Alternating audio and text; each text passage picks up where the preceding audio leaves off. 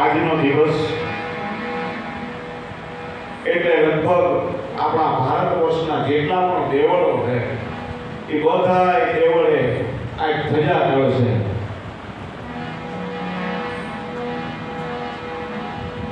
અને બીજનો મહિમા મહાપુરુષોએ ભરપૂર ગાયો. એમાં આહારની બીજ એટલે આ ચાતુર્માસની બીજ, આ ચોમાસાના ઋતુની અષાઢની બીજ એટલે જે વિરહી આત્માઓ છે, જેને ઈશ્વર પ્રત્યે ગુરુ પ્રત્યે પ્રેમ છે, એવા પુરુષો આજના દિનને જંતતા હોય. કારણ શાંતિભાઈ એના ભજનમાં લખ્યું, વસાડ કેરી એલીએ મન મોરલિયા કહેતા.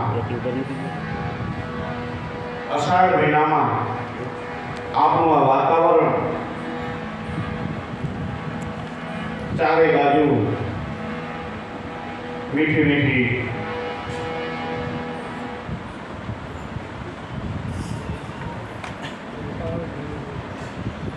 વરસાદ થયો હોય, ધરતીએ જાણે લીલી ચાદર ઓઢી હોય.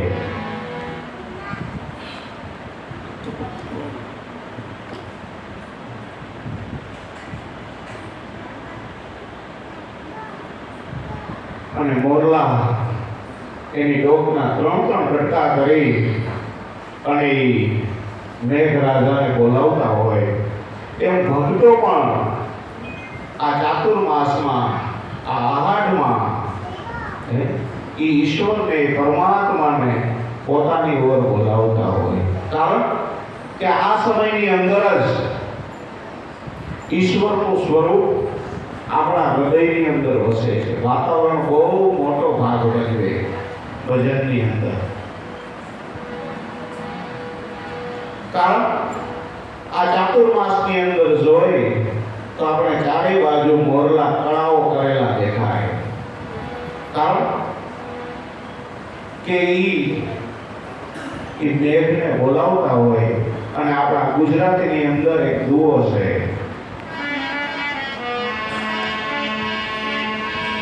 પણ સારંગ સારંગ ગ્રહિયો, અરે રે સારંગ સારંગ મુખમાય, પણ મુખનો પણ મનનો સારંગ સુણતા.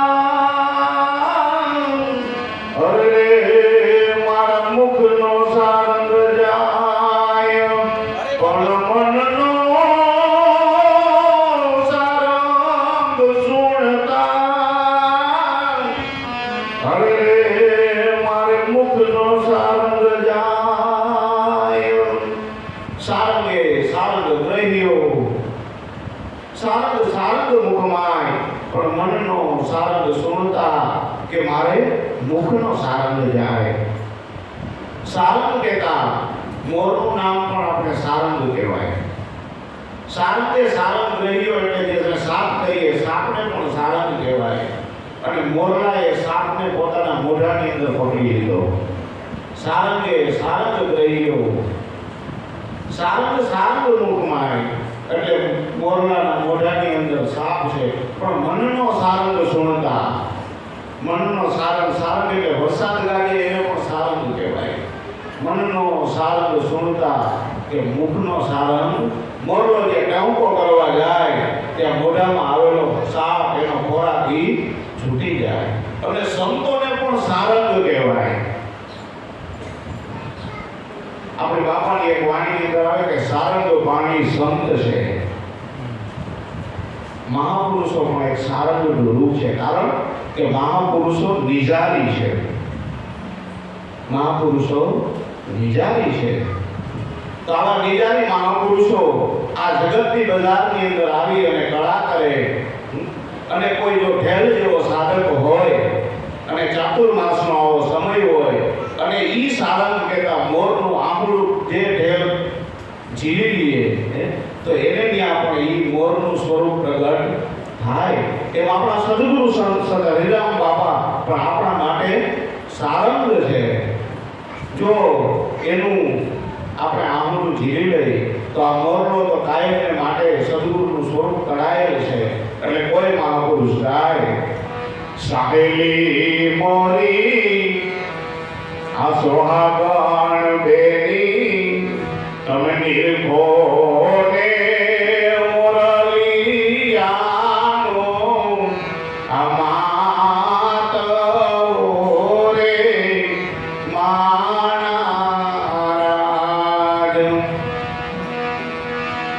આઠ માસ જેરને જીરવી જાય એ ચતુર માસે દિશે સોહામણો રે માણારાજ. ચતુર માસે દિશે સોહામણો રે માણારાજ. એ 8 મહિના એ મોરલાએ વિશી પડીકા હરફ મારી ખાધા હોય ઝેરીલો થઈ ગયો હોય. પણ જ્યાં ચતુર્માસ આવે અને ગેહકાટ કરે ત્યાં મોરલાની અંદર રહેલું ઝેર બધું નીકળી જાય અને મોરલાનો ટંકો આપણને મીઠો લાગે. અને કળાયેલ મોર એને માતવો કીધો મહાપુરુષે સાહેલી મોરી શોભાગર દેવી તમ નિર્કો આ મોરલિયાનો માતવો જેને કળા કરી હોય. અને એ કળા જ્યારે મોર કરે ત્યાં તો ઢેલડીઓ બધી ભૂંગે વળી જાય. પણ કોઈ ધ્યાની ઢેલ હોય મોરલો કળા કરે ત્યારે એની આજુબાજુમાં કેટલી બધી ઢેલું ભૂંગે વળી હોય. પણ કોઈ ધ્યાની ઢેલ હોય અને એ મોરલો આંખું સારતો હોય ત્યારે એનું એ આંખુડું ઝીલે. અને જે આંખુડું ઢેલ ઝીલે એના ઉદરની અંદર એ મોરનું સ્વરૂપ પ્રગટ થાય. પણ ઢેલું તો ઘણી ભેગી થઈ હોય મોરલિયાએ કળા કરી હોય ત્યારે પણ કોઈ ઢેલું ખાવામાં ધ્યાન હોય, કોઈક ઢેલું ખંજોરવામાં ધ્યાન હોય. એ તો કોઈક ધ્યાની ઢેલ હોય ઈવડી આંગળું ઝીલે. અને જે ઢેલ આંગળું ઝીલે છે ને એ પછી ઓલી ઢેલુમાં અને એ ઢેલુમાં ફરક પડી જાય. એ ઢેલ દેખાવમાં દુબળી લાગવા માંડે. એમ સદગુરુ જ્યારે કળાય કરેલી હોય આપણે બધાએ બાપાના સ્વરૂપને જોયું. પણ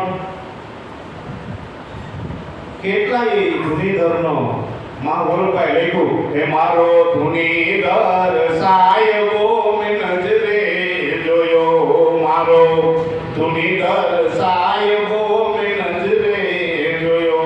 એ નજરે જોયો ને મન અંતરે મોયો રે મારો ધુનીધર સાહેબો મેં નજરે જોયો. ત્યાં નજરે જોયો ત્યાં હું ગયો મારી સાહેલીના સંગથી હું છૂટી પડી. મારા ગુરુજીની આપેલ ફૂટી જડી. એ ધુનીધર ધૂનને જે ધારણ કરી રહ્યો છે એ સાહેબો મેં નજરે જોયો. જે ધૂનને ધારણ કરી રહ્યો છે, જે ગાજી બાજી રહ્યો છે તો આ ચતુર્માસની અંદર વરસાદ ગાજતો હોય તો ઘણા બીક લાગતી હોય, ઘણા બીકે. અને અમુક વરસાદ જે આવે ને તો એ ઊંધા ભાગે.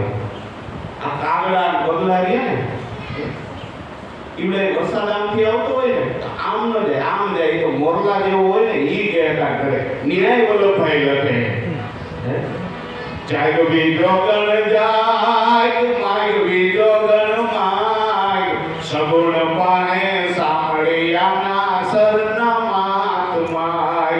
આજે સગુણ પાણે સાંભળિયાના સરના માત માગ. પણ આમાં કંટાળી જાય કાગ ઓલા બગલા ભાગમાં ભાગ. સગુણ પાણે સાંભળિયાના સરના માત માગ.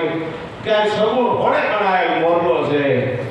જો તારે તારા પ્રિયતમને મળવું હોય, ઈશ્વરને મળવું હોય ને તો ખાલી એની પાસેથી સરનામું લઈ લે. ત્યાં જવું હોય તો પૂછીએ ને ભાઈ આ ક્યાં આવ્યું બતાવ્યું.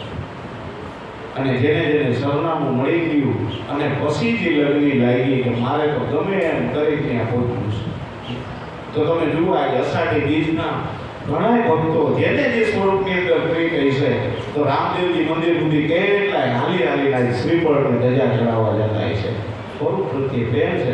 એમ ગુરુના બાળકને પોતાના નિજ સ્વરૂપે પ્રીત થઈ જાય તો મહાપુરુષો આ જગતને ભૂલી ગયા. મીરા દેવી હતી જગતને ભૂલી ગઈ અને ન્યાયજી. આવા વાતાવરણની અંદર મીરા ન્યાયજી. નરસિંહ મહેતા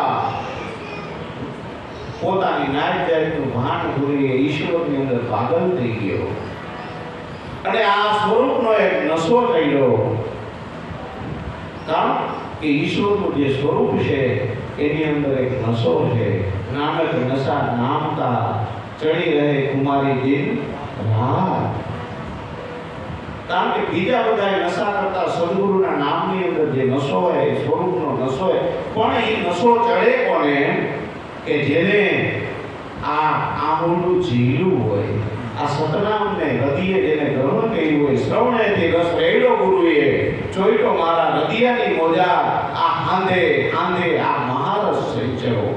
મહાપુરુષોએ આને મહારસ પણ કીધો. આ મહારસ છે. આ ભક્તિ એક સુરવીરતા છે. એટલે તો મહાપુરુષોએ ગંગા સતી પાનભાઈ જેવાએ આને ખાંડાની ધાર કીધી. પણ જો આવી જાય તો કોક મહાપુરુષોએ આને ફૂલની પાંખડી પણ કીધી. ખાંડાની ધારે કીધી, કોકે ફૂલની પાંખડી કીધી.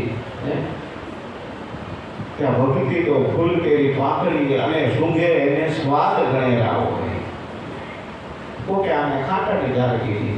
જો હેલું આવી જાય, આપણે તમને ખબર સિમેન્ટની ગોળીઓ આવે, પછી આપણે આ ખેડૂને બધા યુરિયાની સુપર ખાતરની ગોળીઓ આવે, એની ઉપરની સિલાઈ જો તમને ખોલતા ફાવે ને તો રાજુ આમ કરી દે ખુલી જાય, અને જો ન ફાવે તો આખે આખું બાસકાને છોડે. એમ જો આ ભક્તિ માર્ગની અંદર તમને બે જણા હાથ મારી દે તો આટલી વાર લાગે, અને જો નો મેળ આવ્યો ને તો કેટલા ઢીલા ટપકા કરી થાકી જાય. ગમે એની જટાયું વધારે, ગમે એટલું ઊંધા માથે તપ કરે, પછી ઓના જેવું થાય. કઈડે માકડને માર ખાય ખાટલા. કઈડતા હોય માકડ પછી આપણે શું કરીએ? અમારા કાઠિયાવાડ ખાટલા પસાડતા હોઈએ. પણ વાત કોનો છે? માકડનો. એમ ભક્તિ માર્ગની અંદર જો હુઈજું નહીં, જો મનનું દમન કરવાનું હતું અને જો એ ન મેળાયો તો દેહ ઉપર પછી દમન કર્યા કરે. તો આપણને તો સદગુરુ પરમાત્માએ સહજયોગ બતાવ્યો. જેમ મોરનું આંસુ ભેલ જીલે અને સ્વરૂપ પ્રગટ થાય, એમ સદગુરુના ઘરનું અમૃત કોઈ સાધકની અંદર સંચરે અને ગુરુનું સ્વરૂપ પ્રગટ થાય. એટલે વલ્લભભાઈએ બીજી એક વાણીની અંદર લખ્યું, નથી ભરવા નથી આયરા, આ તો વિપ્ર વણજારે માંડ્યા હાથ કે રાજ કોઈ ઉમર લ્યો. સદગુરુના આ ગુણને, ગુરુ તત્વના આ બિંદુને મહાપુરુષોએ ઉમર એવું નામ આપ્યું. તો એ ઉમર શું છે? એ કે મોરના આંસુ જેવું છે. જો સદગુરુના કૃપાનું આ ઉમર જીલાઈ જાય તો આ ભક્તિ કેવી છે? તો કે પલની છે. તો આ પલ ભક્તિ પ્રેમની, 100 વર્ષનો યોગ પલ ચૂકી જાય પ્રેમની તો યોગ સર્વે હો. પણ આમાં આ વાતાવરણની અંદર આ ચતુર્માસનું જ્યારે વાતાવરણ બન્યું હોય, આ વાતાવરણની અંદર થોડું પૈડું રહેવું પડે એવું છે. પૈડો જે દરબારમાં ધક્કા ધણીના ખાય તો ઉલટ દરિયાઓ કે કબુ બેડા પાય જાય. રોજ ત્યાં હાજરી પુરાવવી પડે એવું છે. રોજ દરિયા કાંઠે રાજુભાઈ ફરવા જતા હોય, પણ રોજ દરિયાની લહેરની અંદર છપાર તણાય અને છીપલા સંખલા રેતી એવું બધું આવતું હોય. એક દી રજા પાડીએ તે દિવસે દરિયાને ઉલટ આવી હોય, તળિયાનો માલ ઉપર આવે, તેથી જ આપણે વીણમાં હાજર હોય. એટલે આ તો કાયમીનું ગંગા સતી પાનભાઈ એમ કે નિત્ય પવન ઉલટાવજો પાનભાઈ, કે ભલે કબજે થઈ ગયું હોય તમારું, કાયમની વસ્તુ. અને ભક્તિ તો બાપા એમ કહેતા કે આ તો સાઈઝને રોટલા જેવી છે. સાઈઝને રોટલો શાક તમે રોજ તો કોઈથી અમકે પડે નહીં. પણ રોજ તમારે મોહનથાળ ને ગાંઠિયા ને એવું જોઈએ કોઈ ડાયાબિટીસ થાય ભાઈ. રોજ તાપમાન ને તાહીરો ભક્તિમાં નથી. અને આપણા મહાપુરુષો જે રસ્તો આપણે બતાવી ગયા, આ રસ્તો તો સીધો ને સાદો, સાવ સરળ. પણ સરળ હોય ને એવું મનાને કરવું. હું એક ઠેકાણે આપણે ભાવનગર ડિસ્ટ્રિક્ટની અંદર ગયો ને રાતના બેઠા હતા ભજન સત્સંગની અંદર. આપણો સ્વભાવ કેવો હસી ખુશી કરતા કરતા ગુરુના ઘરની બે વાત કરતા હોય તો એમાં બે સાધુ આવી સડેલા. હું કહ્યું ભાઈ ક્યાં કરતે હો? બાબા અમે ભગવાનની આવી ભક્તિ કરી. કે યાર એ ભક્તિ છે. અમે આને ભક્તિ કહી. અમારા ગુરુ મહારાજે અમને આવું શીખવાડ્યું કે ભાવમાં રહેવું એટલે ભક્તિ. એસી થોડી ભક્તિ હોતી. બાપુ તમે કયો આપણે ક્યાં વાંધો? તમારી પાસે સારું હોય તો તમારી પાસે જ લઈએ. તો કે ચલો મોર ચીટિયા ધૂણી રાખે ધરતી ઉષ્ટા નામ ભક્તિ. આને બાવળના ઠૂઠા કાઢ્યા બધા ધૂણી ધરતી રાખી રાખી. ચલો મોર ચીટિયા ધૂણી રાખે. પણ ધૂણી કઈ ધરતી રાખવાની છે? કે અંદર આન પાન વ્યાન બુદ્ધિયાન અને સમાન પાંચ પ્રાણની ધૂણી ઢકી રહી છે. જો એ ધૂણી ઢકી જાય અને કોઈ મહાપુરુષની ધૂણી ઢકી અને ઢક્યું ધૂણી રે ઢકાવી બેલી અમે તારા નામની, અમે તારા નામની રે અલગ નારે દામની હો. ધૂણી રે ઢકાવી બેલી અમે તારા નામ. અને કળિયુગની અંદર આવું હેલામાં હેલું હોય તો નામ સંકીર્તન ભક્તિ, નામની ભક્તિ. અને અનંત યુગથી જો આ જીવ કોઈ કર્યો હોય તો નામથી કર્યો છે. અને તુલસીદાસે રામાયણની અંદર લખી પણ નાખ્યું કલિયુગ કેવલ નામ આધારા રટવું રટવું મનમાં ઉતરે ભવપારા. બાપા કાયમ કહેતા કાવ્ય કી કળાનંદ થાકી જાય વેદ ભણન પુરાણો તો અંત નહીં. પણ સો વાતન કી એક વાત તુલસીદાસ બતાવેલા જો કોઈ સંત મળે ને તો સતનામ ગ્રહી લીજીએ. કે આ સતનામને તમે જાણી લો. નાનક સાહેબ એ કહે કે સતનામ વાહેગુરુ. તો આ સતનામ એવું છે હું કે સતનામ તમારી ભીતર હાલી જ છે. એ ગાજે ત્યાં નામી બોલે ત્યાં બહુનામી, જ્યાં ગાજી બાજી ત્યાં અનામી. આ કાયામાંથી આ સતનામ નીકળી જાય પછી રાજીભાઈ શું થઈ જાય? નનામી. તો એ અને પછી નનામી નીકળે તો પછી બધા શું કે રામ નામ સત્ય. આની અંદર નામનું નામ હોતું જ નહીં. સત્ય આ ભાઈ સત્ય, આ દેહ સત્ય. તો આની અંદર હાલો ને હાલે ત્યાં સુધી નામ, ત્યાં સુધીમાં નામને ગ્રહણ કરી લઈ. જ્યાં સુધી આ નામ હાલે છે ત્યાં સુધી હાલો ની નામને જાણી લઈ, હાલો ની નામને માણી લઈએ. અને જે મહાપુરુષોએ નામને માન્યું એને લખી હોત નાખ્યું અનંત રોગનું ઓસડ સાર મારે એક ગુરુજીનું નામ સેવન કરતા ભવરોગ જાય મારે એક ગુરુજીનું નામ. શ્રવણે સુણ્યું આંખે જોયું દ્રશ્ય જગતમાં યવનવું. અંતે દ્રઢ કર્યો મેં વિચાર મારે એક ગુરુજીનું નામ. અનંત રોગનું ઓસડસાર કે મારે એક ગુરુજીનું નામ. તો ગુરુજીનું નામ એટલે હું આપણે હરિરામ બાપા કહીએ, કોઈના ગુરુનું નામ છગનરામ બાપા હોય, કોઈનું નામ હોય. ઈ નામ નહીં પણ ગુરુએ આપણને સામે બેહાડી જે નામની ઓળખાણ કરાવી ઈ સાચા ગુરુનું નામ છે. બાકી તો બધા દેહના નામ છે. અને દેહના નામ ધારણ કરીને આવ્યા તો જેને રામ કહીએ, કૃષ્ણ કહીએ, રામદેવજી કહીએ, ઘનશ્યામ મહારાજ કહીએ તો ઈ બધા કોના નામ હતા? ઈ દેહના નામ હતા. પણ ઈ જેનું નામનું જાપ કરતા હતા ઈ નામ આપણને ગુરુએ ઓળખાઈ ગયો. અને ઈ નામ કેવું છે કે અનંત રોગનું ઓસરસાર. અનંતનો રોગ એટલે હું કે આપણે કેટલાય જન્મો જન્માંતરથી ફરતા ફરતા ફરતા આવા કેટલાય દેહ ધારણ કરીને આવ્યા અને આપણને આ અનંતનો રોગ લાગુ પડી ગયો. આ રોગમાંથી છૂટવું હોય તો કે એક જ ગુરુનું નામ. કારણ કે આ બધા જેટલા દેવી દેવતાઓ છે એ બધાય પાસે કોઈના કોઈ ખાતા છે, એની પાસે પરવાના છે, કોઈની પાસે દીકરા દીકરીઓ ન થતા તેની પાસે જવું થાય, કોઈ પાસે ધંધો હોય, ગરીબાઈ હોય તો કોઈ દેવતાના પાસે જાવ તો તમારી ગરીબાઈ ઘટી જાય. કોઈ બીજા સાંસારિક તમને કાંઈ પણ દુઃખ હોય એ મટાડવા માટે દેવસ્થાન છે. પણ મોક્ષ માટે કે મુક્તિ માટે જો તમારે કોઈ પાસે મળે એમ હોય તો એ તો ગુરુ જ છે. સદગુરુ શરણ સિવાય કોઈને હજી સુધી મુક્તિ મળી નથી અને મળવાની પણ નથી. કારણ કે દેવી દેવતા ઓગર ગોતે પુરાણ પુરાણ પુકારે. દેવી દેવતાઓએ આ ઘરને ચાહી ગયા છે એટલે દેવી દેવતાઓ પણ મનુષ્યનો દેહ ધારણ કરી પાછા સદગુરુ શરણે જઈ અને પાછા પોતે મુક્તિના ઘરને માને છે. તો આવું મુક્ત કરાવનારું જો કોઈ આ જગતની અંદર કોઈ પણ ઔષધ હોય, ઓસર હોય તો એ ગુરુનું નામ છે. બાકી કેટલાય બધા ઓહળિયા છે પણ એ ઓહળિયાથી સચોટ રોગ માટે એવો છે નહીં. કારણ કે ગળ ગુમણ ને ક એના ઓહળ 110.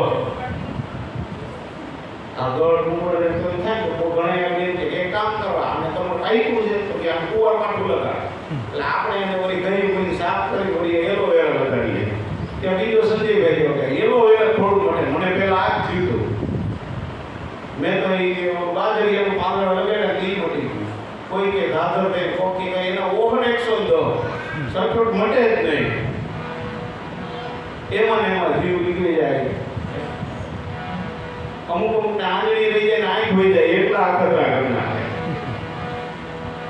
આંગળી નહીં હોય આંગળીમાં એવું ઘણા બધા આપણને અખતરા કે કોઈ કે સાય આંજો, કોઈ કે આ પણ આંખ હોઈ જાય પણ આંગળી વટે નહીં. એ મનુષ્ય દેહનો જન્મારો આખો વયો જાય પણ મુક્તિની અનુભૂતિ થાય નહીં. જ્યાં સુધી સચોટ ગુરુ જ્ઞાનની ગોળી ન મળે, ગુરુ જ્ઞાનની દવા ન મળે ત્યાં સુધી મુક્તિ છેટે છેટે સુધી પણ તમારી નજરમાં આવે નહીં. જો મુક્તિનો અનુભવ કરવો અને મુક્તિ જીવતા મળે તો કામની, મહિલા પછી મુક્તિ મળે એ કામની. હું મરી ગયા પછી રાજુભાઈ સાપી પર પોકાવી 10,000 નો ટટો ત્યાં કેમ કે હાલા રાજુ કે જલસા આપણને એવું કામ ના 10,000 કેમ વાપરવા એવા હે. પણ જીવતા આપણે કોક કીધું હોય તો હાલે 10,000 તો કે હાલો કાંઈ પ્રોગ્રામ રાખી દે ભાઈ બધો ડેરો રોકાજો તો આખો જલસો થાય જીવતા હોય તો. એમાં કારણ કે આગળ બુદ્ધિ વાણીઓ પાછળ બુદ્ધિ બ્રહ્મ. મારા મરી ગયા પછી બ્રાહ્મણોને પૂછે હવે આનું શું કરવું તો કે તમારા બાપાને દારૂ કરવું પડે. કે ખાટલો લઈ આવો, જે ખાટલે ભૂતા દઈ આવો, કોઈનું લઈ આવો, આ વરસાદ જેવું હોય એની છત્રી લઈ આવો, મોબાઈલ રાખતા હોય કે સિમ કાર્ડ નાખી હોય મોબાઈલ લઈ દીધો નકર હોય પાછી નાખી ડિસ્કોન્ટ નાખે.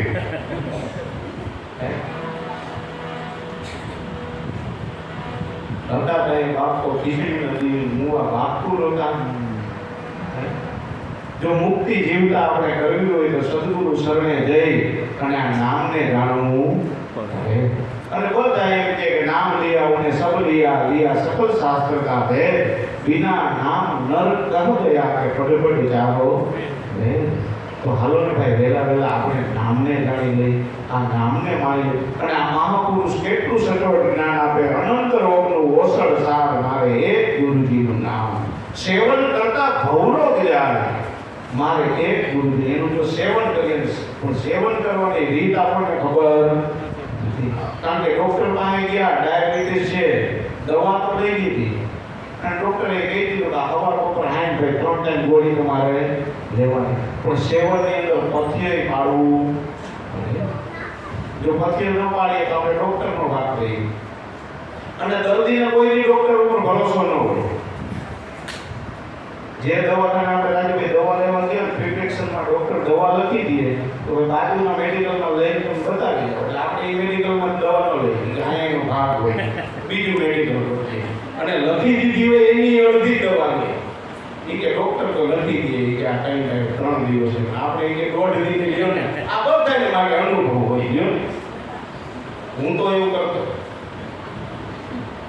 એટલે આપણે ડૉક્ટર ઉપર જરાય ભરોસો નહીં ડૉક્ટરે દવા લખી દીધી એની ઉપર ભરોસો નહીં હવે રોગ મટે ક્યાંથી પછી પથ્યો પાડવાની તો વાત જ છેટી રહી ડૉક્ટરે કીધું કે જઈમાં પછી 2 સંથી લઈ મુનાભાઈ જેવો માણસ ડૉક્ટર પાસે ગયો ડૉક્ટરે લખી દીધું ચાલો મારું શરદી ડૉક્ટર લઈ ગયા જઈમાં પછી આવડી આ દવા તારે કોફેક્સ છે ને 2 સંથી લેવાની આવડું એટલે તો જઈમાં પછી 2 સંથી લેવાનું સીધે આ તમારું હોટલ કે કેટલાકમાં આમંત્રણ એમાં ગયો ખાઈ પી 2 સંથી પીડી નાખી ગીસામાં તો વેટર કે મુજે ભાઈ એ કે એમનું ન જતા ડૉક્ટર લખી દીધું કે જઈમાં પછી 2 સંથી લેવાની કીધું કશું હેમજા કશું આંખનું કાજળ ઝાલે દઈશું ગુરુએ કીધું કે આ નામમાં રહેવાનું સંતો કહે છે ક્યાં મન રાખવાનું અને આપણે ક્યાં ઊંધા કરવાને ચડી ગયા